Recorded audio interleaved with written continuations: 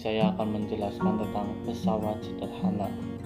Pesawat sederhana biasanya digunakan untuk mempermudah pekerjaan orang-orang dalam melakukan pekerjaan setiap harinya, seperti pengukit dan katrol. Pengukit bekerja dengan cara mengubah besar gaya yang diperlukan untuk mengangkat suatu beban. Contoh misal seperti gunting, sekop, gerobak dorong, staples, congkat jungkit, buku, dan lain sebagainya. Itu semua merupakan contoh dari pengukit jenis 1, pengukit jenis 2, pengukit jenis 3. Di sini saya akan menjelaskan pengukit jenis pertama. Pengukit jenis pertama disebut juga dengan pengukit jenis 1 yang memiliki titik tumpu yang berada di antara titik beban dan titik kuasa. Contohnya seperti gunting. Di sini gunting berperan sebagai pengukit 1. Di sini merupakan titik beban. Di sini di tengah-tengah sini merupakan titik tumpu, dan di sebelah sini pegangan tangannya merupakan titik kuasanya.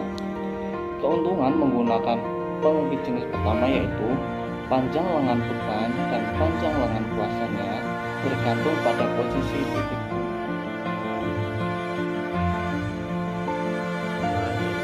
Gerobak dorong.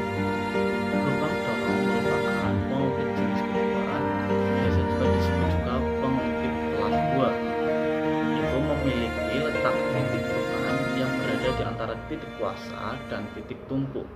Contoh seperti gerobak dorong. Nah, pada pegangan tangan itu termasuk titik kuasanya yang di tempatnya ada beban, kalau titik tumpunya ada di rodanya yang di bawah, yaitu pengukit jenis ketiga. Pengukit jenis ketiga disebut juga pengukit kelas 3 yang memiliki letak titik kuasa yang berada di antara titik beban dan titik tumpu. Contoh misal seperti staples. Staples di sini menjelaskan di sini letak titik beban, di sini letak titik kuasa, dan di sini letak titik tumpunya. Saya akan menjelaskan tentang katrol. Apa sih itu katrol?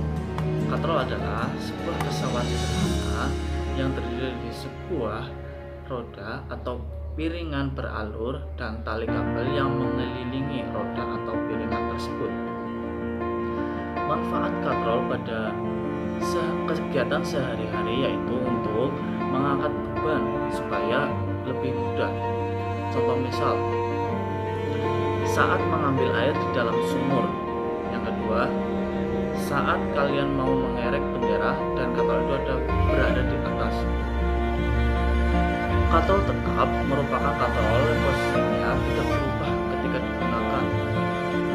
Keuntungannya itu 1, artinya bahwa pada katrol tetap gaya diperlukan untuk mengangkut beban sama dengan gaya berat beban itu sendiri. Yang kedua yaitu katrol bebas. Katrol bebas merupakan katrol yang posisi atau kedudukannya berubah ketika digunakan. Contoh misal seperti pada saat mengangkat peti kemas atau box besar dari tronton diangkat ke tempat yang lebih leluasa. Keuntungannya yaitu 2, artinya untuk mengangkat beban hanya diperlukan setengah gaya yang diperlukan untuk mengangkat beban itu sendiri. Yang ketiga yaitu katrol majemuk atau sistem katrol. Katrol ini perpaduan antara katrol tetap dan katrol bebas. Contohnya pada mesin mobil penderek. Keuntungannya yaitu 4. Maksudnya pada katrol ini gaya yang diperlukan untuk mengangkut beban itu hanya 1/4 gaya berat beban itu sendiri. Ya, di sini saya akan menjelaskan bidang miring. Bidang miring adalah salah satu jenis pesawat sederhana yang terdiri dari bidang datar yang salah satu ujungnya lebih tinggi daripada ujung yang lain. Bidang miring memberikan keuntungan memindahkan benda dari tempat yang tinggi dengan gaya yang lebih kecil. Tapi bidang miring ini mempunyai kelemahan. Kelemahannya yaitu jaraknya lebih jauh daripada jarak bidang datar. Contoh misal, saat kalian mau memindahkan barang dari bawah ke atas dengan menggunakan bidang miring. Yang kedua yaitu roda dan poros. Roda dan poros merupakan pesawat sederhana yang terdiri dari dua buah silinder dengan jari-jari yang berbeda dengan bergabung di pusatnya. Contohnya, dalam kehidupan sehari-hari pada saat kita mau membuka keran air, pada obeng, pada roda pada kendaraan, terus setir pada mobil dan lain sebagainya. Hanya itu saja yang bisa saya sampaikan. Apabila ada kekurangan atau kesalahan, mohon di komen di bawah. Sekian dari saya. Wassalamualaikum warahmatullahi wabarakatuh.